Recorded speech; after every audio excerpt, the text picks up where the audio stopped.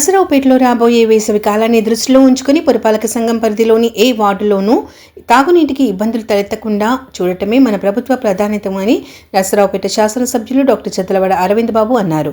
పట్టణ ప్రజల అవసరాల నిమిత్తం ముందస్తు చర్యగా చెరువులను పూర్తి స్థాయిలో నింపాలని ఆయన అధికారులకు ఆదేశించారు.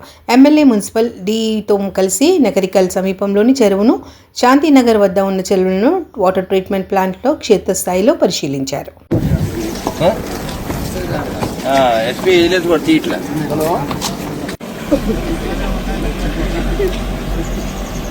వాటి కూడా అమ్ముకుంటారు ఇంటిలో ముదురుతో చర్మం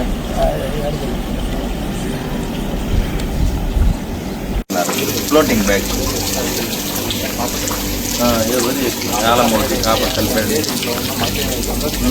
కాపరు ఏళ్ళ మందికి వెళ్ళి రాస్తున్నారు మెగ్నీషియం మిక్స్లో కూడా ఇచ్చాను.